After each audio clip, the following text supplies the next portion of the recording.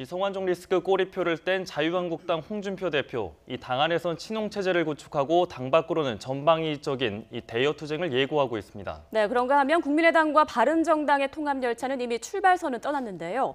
종착지까지 잘 도착할 수 있을지 관심입니다. 배종호 세한대 교수 그리고 윤희용 오피니언 라이브 센터장과 함께 이야기 나눠보겠습니다. 안녕하십니까? 네, 안녕하십니까? 네. 먼저 이제 홍준표 대표 이야기를 좀 해보겠습니다. 이 대법원에서 최종적으로 무죄를 선고를 받았습니다. 이제 아무래도 정치적으로 좀 힘을 받을 텐데 좀 어떻게 보고 계십니까? 그렇죠. 이제 홍준표 체제 강화해 오긴 했습니다만은 걸림돌 또는 이제 장애 요인이 하나 이제 있었던 것인데 본인이 이제 재판을 받고 있던 상황이거든요. 그것이 어쨌든 해소가 된 것이기 때문에 이제 어쨌든 가열차게 대여 공세에 전면에 이제 나설 것으로 이제 보이긴 하는데 만약에 이제 재판을 받고 있는 경우에는 어떤 이제 범죄적 혐의를 갖고 있는 것이니까 본인이 어떤 주장을 하거나 메시지를 내놓는다 하더라도 그것이 이제 국민적인 충분한 설득력을 갖는데 제약이 있을 수밖에 없는 것이거든요. 그런 상황에서 이제 이것이 해소되었기 때문에 앞으로 좀 더 어쨌든 강한 이제 어쨌든 대여 공세를 할 것으로 보이고 또 이제 재판을 받고 있기 때문에 본인이 어떤 강한 주장을 하는데 위축이 될 수밖에 없는 부분들이 있어요. 그래서 메시지의 수위라든가 강도가 낮아질 수밖에 없을 텐데 앞으로 아마 좀 더 거센 대여 공세가 이제 예상되는 상황이라고 할 수 있겠죠. 네, 센터장님께서 강한 대여 공세가 예상된다 이런 말씀 해주셨어요. 이제 홍준표 대표가 날개를 달았다 이런 얘기까지 나오더라고요. 그리고 당장 오늘 본인의 SNS에다가 제천 참사를 어떻게 책임지고 수습하는지 지켜보겠다 이런 글을 또 남겼는데 어떻게 봐야 할까요? 이제 홍준표 대표하면 기본적으로 저격수 정치인으로 굉장히 정평이 나 있는데 아무래도 본인이 성완종 리스트 꼬리표가 붙어 있으니까 대법원에서 무죄 확정 판결이 날 때까지는 마음 졸일 수밖에 없고 본인 표현대로 패목강심이다. 그래서 눈을 감고 늘 마음을 가라앉히려고 2년 8개월 동안 고생했다. 이렇게 얘기를 했는데 지금 맨 처음 말씀하신 대로 이제 날개를 달았으니까 기본적으로 세 가지를 좀 할 것 같습니다. 하나는 친홍체제 확실하게 구축할 것 같고요. 실제로 지금 이제 조직 구축 작업하고 있고 그다음에 이제 동시에 그러다 보니까 아무래도 친박들 상당히 퇴조할 수밖에 없고 그리고 대여 공세 고삐를 이제 바짝 질 수밖에 없는데 그런 측면에서 본인이 최근에 SNS 부쩍 사용하지 않습니까? 그래서 이제 충북 제천 화재 참사 관련해서 세월호 참사보다 더 심하다라고 했는데 그게 좀 보편적인 공감을 얻을지 비유가 적절한지는 모르겠어요. 그래서 기본적으로 우리가 좀 잘 나갈 때 겸손해야 된다 이런 얘기가 있는데 지금 홍준표 대표는 기본적으로 좀 여러 가지 막말 논란에 대해서 굉장히 비난을 받아왔기 때문에 이제 본인이 날개를 달았기 때문에 과거에 성완종 리스트 꼬리표로부터 이제 자유롭게 됐기 때문에 제가 볼 때는 좀 이제 품이 있는 좀 성숙한 보수의 대표 모습을 좀 보여주면 좋겠고요. 그리고 기본적으로 홍준표 대표는 제가 볼 때는 세 가지 숙제가 있다고 생각을 합니다. 첫 번째는 자유한국당 보수를 혁신을 해야 됩니다. 지금 원내 제1야당임에도 불구하고 존재감이 굉장히 없지 않습니까? 네. 그 이유는 국민들로부터 과거에 박근혜 최순실 국정농단의 정당 그리고 또 웰빙 정당 그런 이미지가 있기 때문에 뼈를 깎는 그런 자기 혁신의 좀 모습을 보여줘야 될 필요가 있겠고요. 그리고 두 번째로는 보수 개혁에 새로운 보수의 확실한 청사진을 좀 제시할 필요가 있다. 그리고 마지막으로는 보수가 새롭게 국민의 신망을 받기 위해서는 새로운 인물 수혈이 필요하다.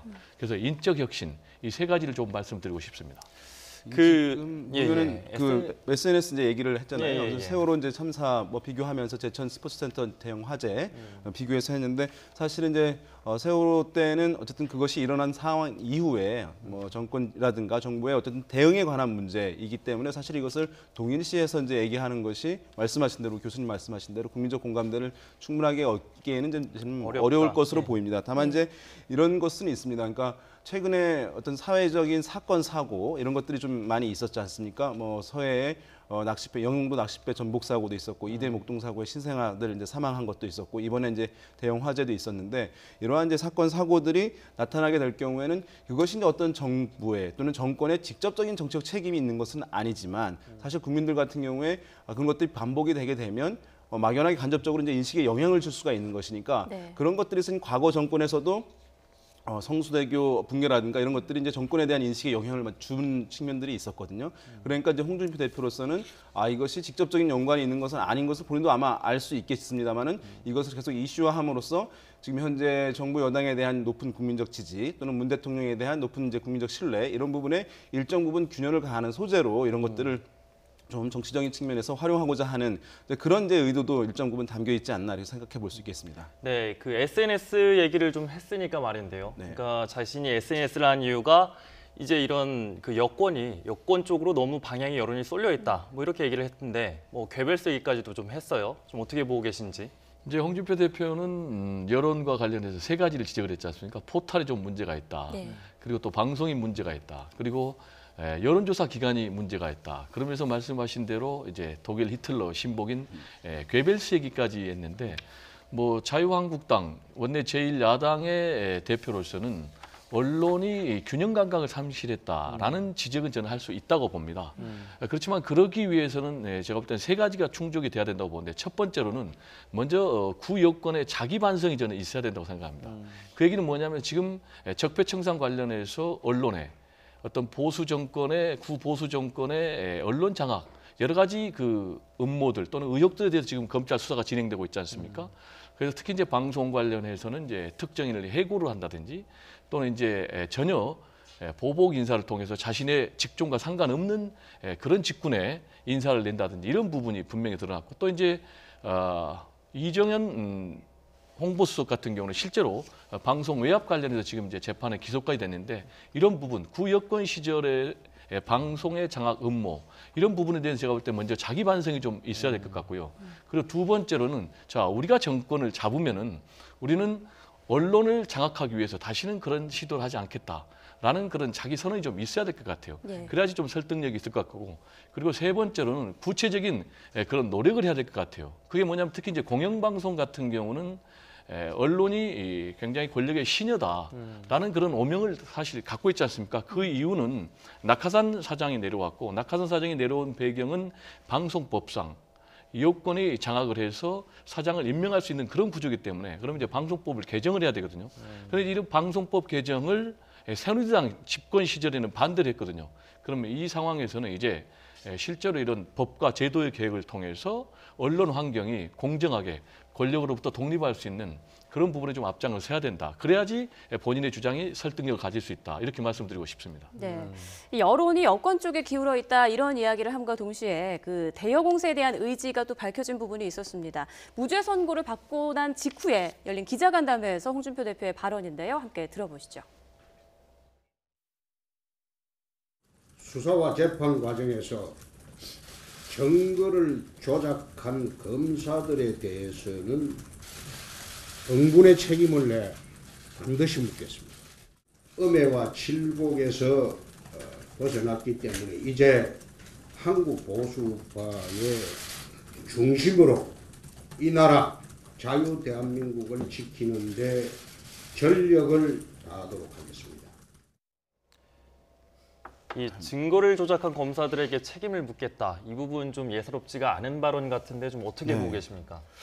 그리고 이게 이제 뭐 개인적인 억울함도 이제 있을 수는 있겠죠. 이제 이거 무죄가 됐긴 했으니까 그동안에 어쨌든 본인의 적극적인 정치적 행보를 제약했던 부분들, 또 이제 어떤 범죄자로 인식됐던 부분들 이런 것들은 이제 해소되면서 그것을 좀 분노라든가 화났던 부분들을 이제 얘기하는 것이라고 이제 볼 수도 있을 텐데 실제로 이제 어떤 그 해당 검사에게 이제 이 문제를 법적 처벌까지 갈 수 있을 것이냐. 우리 형법에서 증거 조작에 대해서 이제 처벌할 수는 있긴 한데요. 네. 이것을 이제 직접 이제 당 대표가 할 것이냐에 대해서는 좀 약간 의문이고 오히려 이제 정치적인 의도 또는 정치적인 측면에서 이제 이 발언을 한 가능성이 높지 않나 싶어요. 왜냐하면 지금 이제 이 발언을 함으로써 일단 검찰에 대해서 일정 부분 이제 견제 효과를 이제 얻고자 하는 측면이 있을 텐데요. 본인은 어쨌든 혐의가 벗어났다 하더라도 지금 자유한국당 의원들이 상당수 이제 검찰 수사를 이제 받고 있는 그런 상황이고 또 선거법 위반과 관련해서도 여당에 비해서 이제 확실히 많은 이제 의원들이 또 수사를 혐의 선상에 이제 올라 있는 그런 상황이거든요. 그리고 자유한국당이 지금 이제 내세우고 있는 가장 대표적인 이제 어떤 프레임이 뭐냐면 정치보복 프레임 지금 이제 내세우고 있는 상황입니다. 예. 그러니까 그것이 정치보복 프레임은 이제 검찰이 나서서 지금 하고 있는 것들에 대해서 이제 반발하고 있는 것이라고 할 수 있는데 이런 것들은 지금 검찰이 잘못되었다, 검찰이 수사를 요즘에 잘 못하고 있다, 좀 정당하지 못하다라고 하는 것 측면을 부각함으로써 검찰이 어쨌든 자유한국당에 대한 또는 현 상황에 대해서 뭐 자유한국당에 불리하게 돌아가고 있는 국면을 일정 부분 이제 방어하고자 하는 그런 정치적인 측면의 의도가 상당 부분 담겨 있는 말이지. 실제 이제 해당 검사를 법적으로 어떻게 하겠다라고 하는 측면까지 갈지에 대해서는 좀 의문이라고 볼 수 있겠습니다. 저는 이제 이 문제와 관련해서는 검찰이 만약에 증거를 조작을 해서 특정인을 유죄로 만든다라는 것은 있어서는 안 되잖아요. 예. 그렇죠. 그렇기 때문에 홍준표 대표의 주장이 사실인지 아닌지를 밝히기 위해서도 지금 감찰 조사를 하겠다는 거 아닙니까? 그리고 또 국정조사도 지금 계속해서 언급을 하고 있는데 이런 부분을 통해서 저는 이제 확실하게 명명백백하게 가릴 필요가 있다 이렇게 생각을 합니다. 네. 다만 홍준표 대표가 주장하는 부분이 두 가지인데 그게 좀 명료하지 않아요. 하나는 당시에 돈을 줬다고 주장하는 윤승모 경남기업 부사장의 진술 그리고 그 진술을 회유하기 위해서 자신의 보좌관들이 시도한 걸 녹취록을 그런 걸 조작을 했다 이런 부분인데 그리고 또 하나는 윤승모 이분이 수사를 받는 과정에서 핸드폰을 줬는데 핸드폰을 다시 돌려줘가지고 그걸 폐기해가지고 증거를 폐기했다 이런 주장이거든요. 근데 이 부분을 가지고 지금 홍준표 대표가 주장한 것처럼 과연 검찰이 증거를 조작했냐라는 부분 좀 명료하지 않아요. 오히려 당시에 어떤 여론이 있었냐면은 지금의 검찰 수사, 이 성완종 리스트 검찰 수사가 부실 수사라는 논란이 있었습니다. 그게 무슨 얘기냐면은 성완종 리스트에 8명이 있는데 사실 친박 핵심은 빠지고 2명, 그러니까 이완구 전 총리 그리고 홍준표 대표 2명만 남아 있어가지고 예. 이 두 사람이 정치적 희생양이었다라는 것이 있는가 하면은 또 동시에 당시의 수사의 본질은 성완종 씨로부터 돈을 받았느냐 안 받았느냐인데 오히려 당시에 성완종 씨가 왜 과거 정권에서 사면을 받았느냐 이 부분에 검찰 수사가 초점이 맞춰졌다 이런 부분이 있었거든요. 그래서 제가 볼 때는 홍준표 대표의 주장이 사실인지 아닌지는 지금 명료하지 않고 그걸 좀 명명백백하게 이 기회에 한번 가릴 필요가 있다 이렇게 생각을 합니다. 네. 그러니까 이제 홍준표 대표 입장에서 이제 이 문제를 거론함으로써 아까 말씀드린 대로 검찰에 대한 어떤 견제적인 효과를 얻을 수 있는 측면이 분명히 이제 있을 수는 있겠죠. 하지만 이제 말씀하신 대로 이제 성완종 사건 같은 경우 정말 우리 국민들 상당히 충격으로 다가왔던 사건이었거든요. 그래서 많은 사람들이 정치적인 이제 불신을 크게 갖고 있던 상황에서 이 사안이 나타난 것이기 때문에 과연 사람이 죽어가는 상황에서 어떤 얘기하는 것이 과연 완전히 거짓말을 얘기할 것이냐 그렇지 않을 가능성도 높다고 하는 심정적인 어떤 인식들 국민들 여론에 상당 부분 이제 쌓여 있는 것도 사실이라고 할 수 있거든요. 근데 그렇기 때문에 홍준표 대표가 이 문제를 어쨌든 계속 거론을 하게 되면 사실은 이 사안이 본인의 이제 성완종 사건과 관련되었던 것이기 때문에 그 문제를 다시 상기하게 되는 효과들도 있는 것이에요. 예. 그래서 그러니까 사실 법적으로 증거가 불충분해서 무죄가 된 것이지 이 사안 자체 완전히 국민들의 의혹이 완전히 해소됐다고 보기는 어려운 측면들이 있거든요. 그러니까 사실 일정 부분에 검찰을 견제하는 정치적 효과를 얻을 수 있는 측면도 있겠습니다만은 본인 이제 이 사안 관련해서 국민들은 그런 이제 심증들, 의혹들을 완전히 해소된 것은 아니기 때문에 다시 이제 그 상기시키는 그런 부정적인 효과도 함께 있기 때문에 제 생각엔 뭐 어느 정도 수위를 조절하는 것이 나은 선택 아닐까라는 생각을 해볼 수 있겠습니다. 네. 지금 이제 우리 센터장님도 말씀하셨지만 야당에서 이제 다른 야당에서 또 굉장히 재밌게 공격을 하고 있지 않습니까? 증거 불충분이지 의혹이 완전히 해소된 것은 아니다라고 주장을 하고 그렇다면은 성완종 씨는 8명의 리스트를 남기고 스스로 목숨을 끊었는데 그러면 그 사람은 왜 목숨을 끊었느냐라는 이제 부분도 의혹을 제기하고 있거든요. 그래서 이런 부분에 대해서 굉장히 좀 신중하게 접근할 필요가 있겠고요. 그다음에 그렇다면 이제 홍준표 대표는 왜 증거가 조작이 됐다고 그러면서 당시에 수사팀장인 문무일 현 검찰총장은 가담하지 않았다고 얘기를 하는가라는 것과 관련해서는 제가 볼 때 현재 지금 검찰 내부에 문무일 검찰총장 그리고 또 윤석열 서울중앙지검장 사이에 이 적폐청산 수사를 놓고 뭔가 갈등이 있다 이런 얘기가 지금 돌고 있지 않습니까? 따라서 그런 내부에 좀 갈등을 조장해보려는 그런 메시지도 담겨 있는 것 아니냐라고 생각이 되고 그렇다면 또 왜 자유한국당은 대변인을 통해서 문무일 검찰총장의 사죄 그리고 사퇴를 요구하냐라는 것과 관련해서는 아무래도 지금 적폐청산 관련해서 계속해서 검찰 수사가 이어지고 지금 최경환 의원이라든지 이우영 의원이라든지 지금 앞으로도 검찰의 조사를 받아야 되지 않습니까? 예. 그래서 이런 부분에 대해서도 나름대로 견적으로 던져서 좀 제동을 걸려는 그런 계산도 담겨 있지 않나 이런 생각이 듭니다. 자, 일단 홍준표 대표의 무죄 선고가 나면서 앞으로 홍 대표의 뭐 행보도 궁금하지만요. 자유한국당의 변화라고 해야 할까요? 앞으로의 어떤 분위기도 참 분위기 변화도 궁금해지는데요. 어떻게 전망해 볼 수 그래서 있어요? 지금 이제 홍준표 대표 체제 뭐 방금 이제 무죄가 나온 부분들 있겠고요.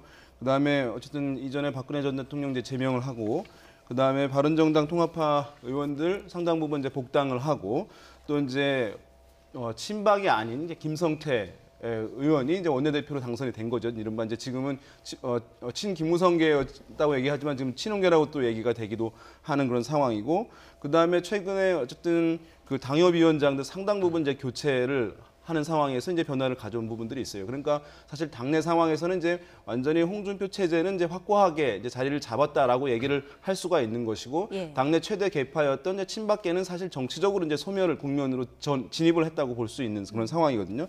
이런 상황들 이제 계속 준비를 해 나가긴 하겠습니다만 이제 여기서 해야 될 것은 당장 이제 지방선거에 대한 준비를 이제 해야 되는 것인데 국민들 인식에서는 여러 가지 변화를 가져오긴 있지만 사실 과거에 국정농단 했던 그런 부분과 완전히 단절했다고 아직도 인식하지 못하는 부분들이 있거든요. 그런 것들은 실제로 새로운 인물들 영입하고 그러면서 이제 국민들의 변화 인식들을 이제 가져올 수 있어야 되는 것인데 지금 이제 당이 완전하게 혁신하거나 변화되지 못했기 때문에 새로운 인물들 영입하는데도 상당히 이제 장애가 있을 수밖에 없는 그런 상황이었습니다. 그래서 이제 홍준표 대표가 지방선거를 준비하면서 아마도 상당 부분 이제 신인 또는 새로운 인물들, 혁신적 개혁적 인물들을 아마 영입하는 그런 작업들을 함으로써 지방선거에 일정 부분 이제 성과를 내려고 하는 측면에 포커스가 맞춰지지 않을까 예상해 볼 수 있겠습니다. 예, 저기 지방선거 얘기가 나와서 말씀인데요. 이 바른정당과 이제 보수 통합이 좀 힘들어지지 않겠냐, 친홍 체제가 구축이 되면 이런 전망이 있었는 게 좀 사실인데요.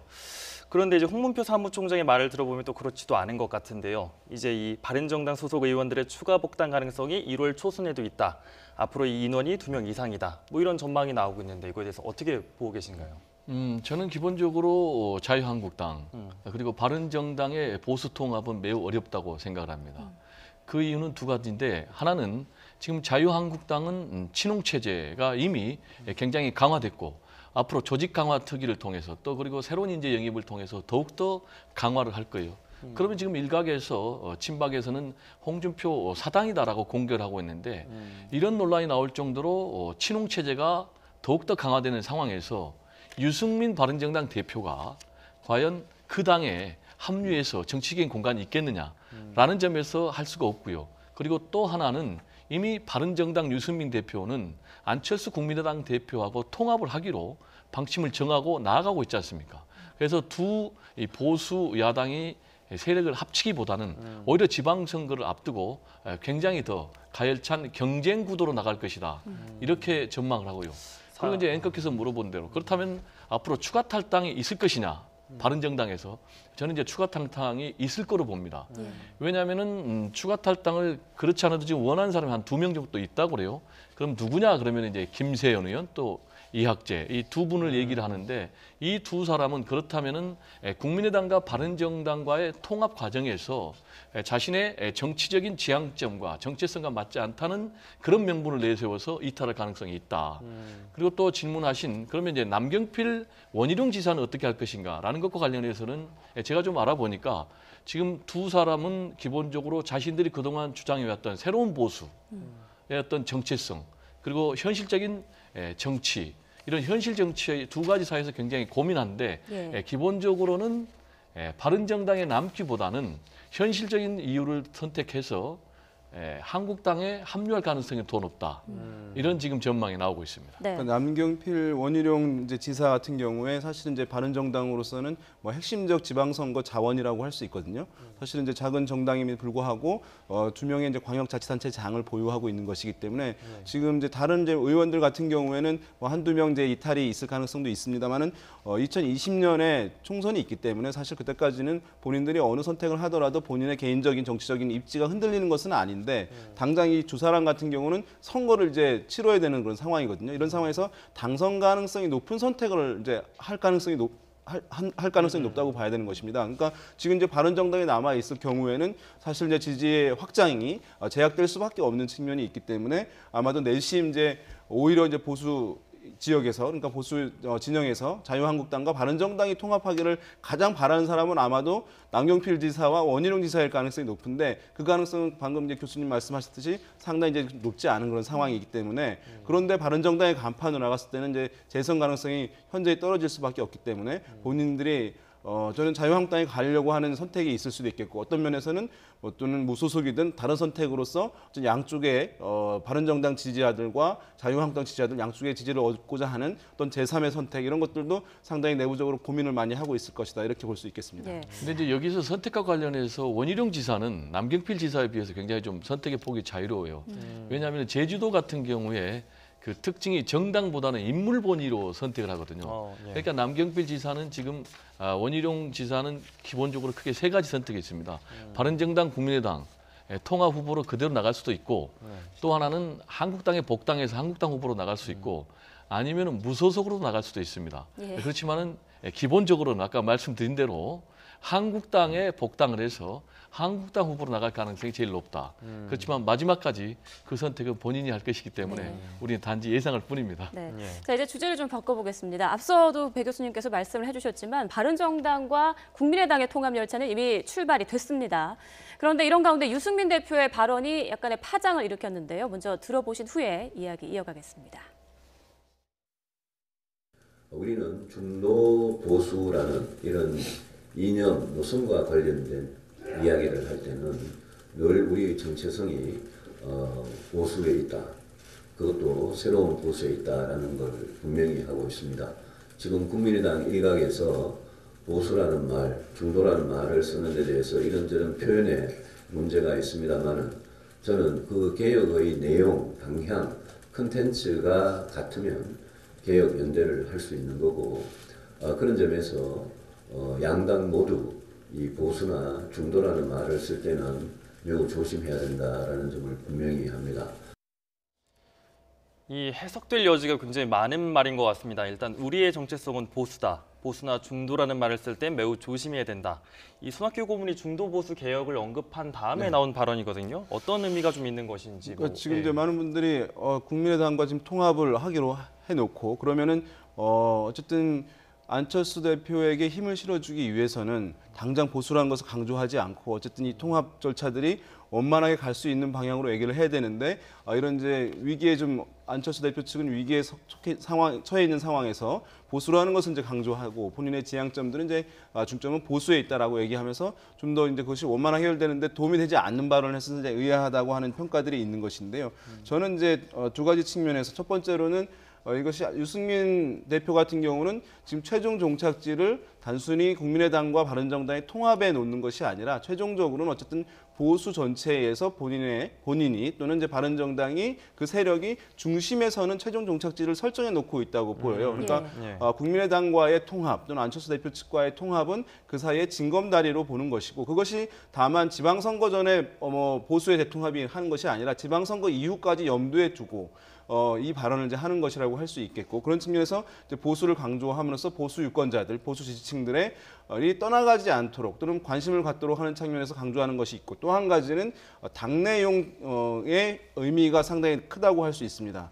그러니까 아까 말씀하셨지만은 바른정당 의원들 중에서 어쨌든 본인의 정체성들을 강조하면서 한두 명 또는 2명 이상 자유한국당으로 추가 이탈할 수 있다라고 하는 얘기가 나오고 있지 않습니까? 그것이 이제 명분이 뭐냐 하면 우리는 보수지 이런 중도 또는 이제 호남 세력과 함께 하게 되면 보수층의 호응을 얻기 어렵다라고 하는 명분을 내세울 가능성이 있어요. 그러면서 아마 바른정당 지도부와도 그런 얘기를 할 가능성이 있는데 그런 이제 당내 의원들의 동요를 차단하기 위해서 우리의 지향점은 분명히 보수에 있으니까 흔들리지 말고 이 과정에 잠시 함께 하자라고 하는 측면의 의도가 저는 매우 크지 않나 이렇게 분석해 볼 수 있겠습니다.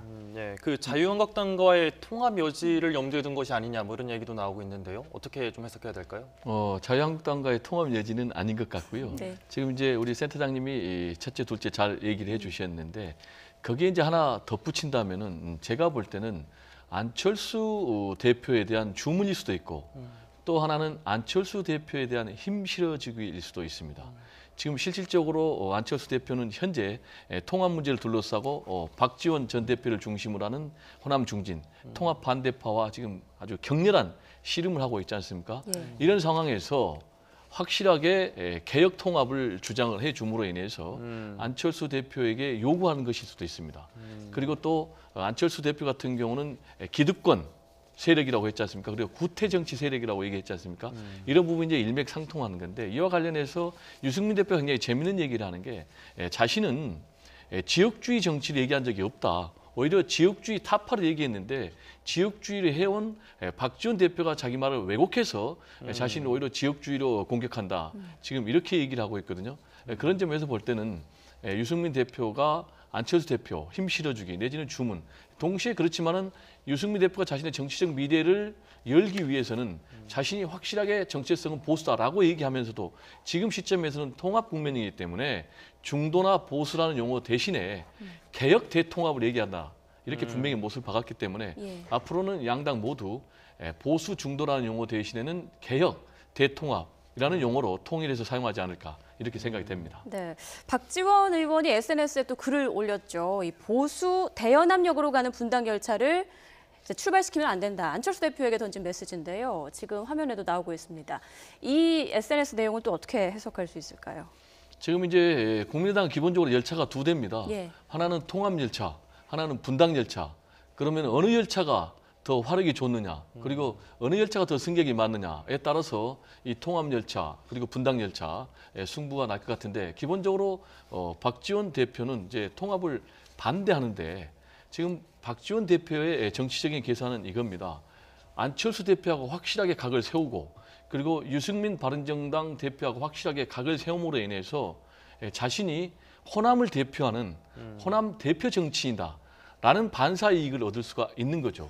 그럼 왜 그런 게 필요하냐면은 자신의 정치적인 존재감을 부각시키고 동시에 본인은 지금 전남지사를 겨냥하고 있거든요. 그럴 경우에 본인은 만약에 본인이 이 통합에 밀려가지고 탈당을 할 경우에는 탈당파 의원들을 묶어서 원내 교섭단체를 구성을 해야 될 필요가 있고 또 설령 원내 교섭단체를 구성을 못할 경우에도 그 세력을 묶어서 그 당 후보로 나갈 수도 있는 거거든요. 아니면 최악의 경우에 무소속으로라도 출마를 할 생각이 있는 거예요. 그렇기 때문에 이제 이런 메시지를 계속 날리고요. 그럼 이제 과연 박지원 대표, 전 대표 이런 주장이 과연 대한민국 정치 발전에 바람직한가라는 부분과 관련해서는 좀 더 저는 회의적입니다. 왜냐하면은 지금 기본적으로 국민의당의 정체성은 제3정당입니다. 기존의 양대 정당이 아니고 제3정당이기 때문에 지금 현재 상황에서는 이미 호남이라는 텃밭을 민주당에 잠식당한 상황에서는 제3당의 활로는 바른정당과의 통합밖에 없거든요.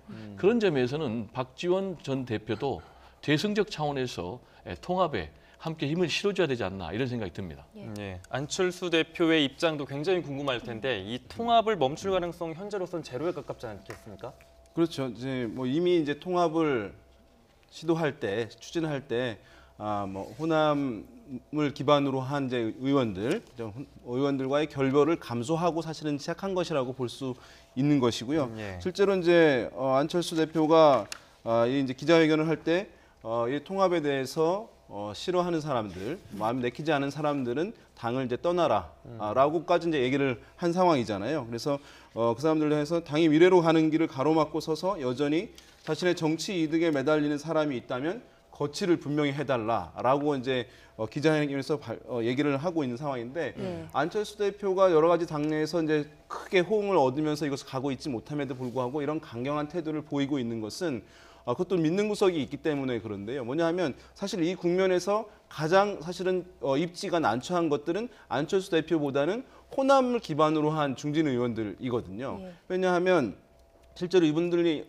만약에 어떤 분들은 그렇습니다. 이런 상황에서 그러면 호남 중진 의원들이 나가서 뭐 민주당으로 입당을 하면 되지 않냐라고 하지만 실제로 여당이 민주당 입장에서는 호남 중진 의원들을 봤는데 상당히 이제 꺼리낌이 있을 수밖에 없는 상황입니다. 왜냐하면 실제로 이분들이 오랫동안 지금 정치를 한 부분에서 어떤 개혁성이라든가 참신성 이것이 이제 높지 않은 측면이 하나가 있겠고요. 또 한 가지는 실제 선거를 앞두고 의원들을 대거 받아들일 경우에는 인위적인 정계 개편을 했다거나 의원을 빼오게 했다고 하는 것으로 비춰질 수가 있고 그것이 이제 국민적인 반감을 불러일으킬 수 있는 것이거든요. 그런 면에서 선거를 앞두고 있는 상황에서 민주당 여당에서 호남 의원들을 대거 받을 수가 없는 상황이에요. 네. 그러니까 사실 거치가 더 불분명한 측면들이 있기 때문에 그런 것을 안철수 대표가 알기 때문에 상당히 이런 반발이 있음에도 불구하고 매우 강경한 기조로 나가고 있는 그 배경이 여기에 있다 이렇게 볼 수 있겠습니다. 예, 이 얘기를 들어볼수록 갈수록 이 정치권이 뜨겁게 달아오는 것 같습니다. 오늘 여기까지 얘기 들어보겠습니다. 이 배종호 이 세한대 교수, 윤희용 오피니언 라이브 센터장과 함께 이야기 나눠봤습니다. 두 분 모두 감사합니다. 고맙습니다. 감사합니다.